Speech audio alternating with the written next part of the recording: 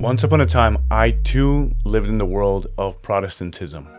But in retrospect, it makes no sense. Hi and welcome to the channel. My name is Daniel, and in today's video, we're going to dive into why I believe that Protestantism just doesn't make any sense. And if you're Protestant, I'd like to challenge you to consider Catholicism for one very important reason. As I mentioned earlier, I also lived in the world of Protestantism for basically the beginning part of my life. And throughout that time, I didn't really question it. Once I had moved out of it and ended up where I am now, I look back and I really don't understand how anybody who actually searches into these things that we're going to be talking about today could end up continuing in Protestantism. Now, I don't want to make this video as an attack to any one individual or to Protestants themselves, but rather on Protestantism, because as you will see today, there are just some things that don't seem to add up. If we look in Scripture, we see one of the most important prayers ever prayed was that of Jesus Christ himself praying over the church, praying that we would be one. If he prayed it, that means that that was his desire, that we would be one body. However, after the 1500s, after the Protestant Revolution, we see that that has not been the case, and in fact, it has become worse and worse as the years go by. And though there are probably many reasons why this is, to me, I see one specific reason that seems to be the root of it all. And that is the desire to be our own God. And if you're a Protestant watching this, you're probably thinking that I'm crazy, that there's no way that you love God, and I'm sure you do. But Protestantism itself is a denial of God's authority, and here is why. Again, as I mentioned, it was Christ's desire, God's desire from the beginning, to have one people, that he is our God, we are his people. Yet what Protestantism does through its teachings is a complete division of that idea by introducing concepts such as sola fide and sola scriptura. Let's tackle firstly and mainly sola scriptura. This Protestant teaching basically suggests that Scripture alone is the final and sole authority of a Christian. There's just one problem with that although that may seem like the authority, in the end of the day and in practice, the authority itself ends up being the individual reading the Scripture rather than the Scriptures themselves. And we can see this play out in reality, in real time, when we look at the fact that there is a plethora of Christian denominations that claim the same thing, that the Scripture is the sole and final authority. Yet they all have different interpretations of what the Scriptures are actually demanding from us and teaching us. And of course, some Christians will claim, well, they don't understand the Scriptures, or they need to read more, or the Spirit of God is leading us to understand this or that. But in reality, let's be honest with ourselves. The fact of the matter is that everybody takes the Scriptures, and because there is no overarching authority, it really is the individuals themselves that end up looking into the Scriptures and defining what it means. And it doesn't matter how much you want to claim that the Spirit of God led you, because if that was the case, why is it that you have the right interpretation and every other Christian denomination doesn't? We see this in a very large scale by looking at all the different denominations, but we can even see it in a smaller level when we looked at the reality of what Christians deal with in a day-to-day basis. And I'm talking about church hopping. If you're a Protestant, you know exactly what I'm talking about. Basically, you go to one church and all seems nice, the people are nice, they have great ushers, the music is great, but there's something that the pastor said that really triggered you, and you don't agree with it because it doesn't fit your idea of what the Scriptures teach or what Christianity is, so you end up going to another church that you see may be more fitting. You're there for a while, everything seems great, now you like this pastor, but then the youth pastor might be saying something that differs from what the pastor said. You see the conflict and you say, enough of this, let's go to another one. You go to another one, and then you end up seeing that there's a lot of great things about the community. They're doing a lot of outreach, they're doing charity work, and that's amazing, and you support that. But again, you end up seeing something that doesn't fit your view of what Christianity is, so you end up leaving. That is what church hopping is, where you go from one church to another and to another.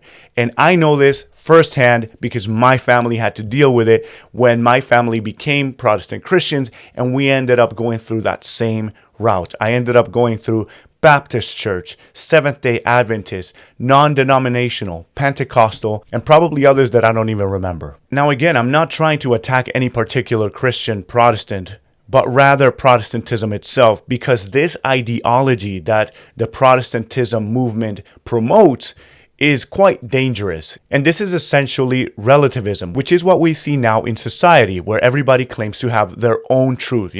My truth is this. Your truth may be something else, but my truth is this. And in my opinion, that issue that we see in society now is also tied to the actual Protestant movement itself. That would be a video for another day. So continuing this flow of the issue of who defines what, we also have the issue of authority.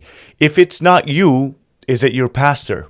If it's not your pastor, is it the organization under which your church falls into? And if there is no organization and you just participate in a small, non-denominational church, then who is it there that is able to be the authority? And I know that there are a lot of well-meaning Protestant Christians out there who want to submit to their pastors and that say, you know what, even though I don't agree, I'm going to submit because the scriptures call for us to submit to our leaders. The problem is that the leadership that God actually established, it's not some random guy who happened to have a charismatic way of approaching scriptures and of speaking to people. There is actually a set manner in which the leadership of the church is supposed to be assembled. Looking into the Catholic Church, we can see this quite clearly. Every church is under the leadership of one bishop, and your local bishop would then be under the authority of the Bishop of Rome, aka the Pope. Now, I understand why this would be triggering to a lot of people, especially people in the West, and especially if you're American. The idea of an overarching authority could be daunting, and it goes against all your values because you believe in freedom. #Merca. So I get it, but that does not mean that this is how Christianity works. Christianity is not a democracy. It's not a contest of who is the better preacher, which one has the best sermons. It's not about that at all. It's about following a specific structure. And as I mentioned before, in the Catholic Church, we have our bishops in submission to the Bishop of Rome, the Pope, but all of these bishops can trace back their lineage. And they go from bishop to the bishop prior, all the way to the first bishops, which are the apostles of Jesus Christ himself, who then in turn have gotten their authority from Jesus Christ himself. Now, of course, I can already hear the clacking of the keyboard warriors saying that Yeshua did not establish the Catholic Church, that sure, there might have been one church, but it's not the Catholic Church. But I challenge you to actually look into the history, look into what the earliest believers practice. Go into people such as Ignatius of Antioch, Clement of Rome, Saint Irenaeus. See what all those Christians believed, even from the 1st, 2nd, 3rd century, all the way forward into what we get to in the Protestant Revolution, where now somebody decided, you know what, I think there's a better flavor of Christianity. And I'm talking about Martin Luther, of course, and his new ideas, which then became what we see now in the world of Protestantism, absolute division. So if Christ's intention was unity in the church, I think you can now agree with me that there seems to be something seriously wrong with the design of Protestantism and all it has led to. Let's go back to the Catholic Church, though, where we have unity in structure, in the governmental structure, but also in the interpretation of teaching. And this comes from the fact that we do not believe that the scriptures alone are the final authority. We believe that it is God himself who is the final authority, and then he provided us with a perfect trifecta, which is the written scriptures, which is the Bible. We also have sacred tradition, and we have the living authority of the church, which is what we know as the magisterium. If you'd like me to dive more into that in other videos, let me know in the comment section below. I'm not going to go too long in this video, but I will challenge you with this video to look at Protestantism and to be honest and tell me, does it match with Christ's desire for unity? Now, of course, this doesn't mean that even within the Catholic Church, there are not people that bicker and go back and forth. But that's not the issue here. We're talking about the actual church itself and its governmental structure. Because even within Catholicism, there's still room for you to think and for you to ask questions and for you to do things a little bit different. For example, within the church, we have different rites that come from different areas of the world. We have things like the Novus Ordo, we have the Latin Mass, we have things that are different flavors because we embrace these differences. But when it comes to the teachings and to the authority of the church, what we actually believe in practice, when it comes to moral and theology, all of that, it goes back to Christ himself and the authorities that he has placed. So again, this is an invitation for those of you out there who are coming in from the Protestant world, if you're a new Catholic, to keep going, studying more of these things. And if you've been Catholic forever, just appreciate what an amazing thing it is to be part of the church. All right, folks, I hope you enjoyed this video or that it at least challenged you. Leave a comment down below and let me know your thoughts. Thank you so much for watching. Have a blessed week. Shalom.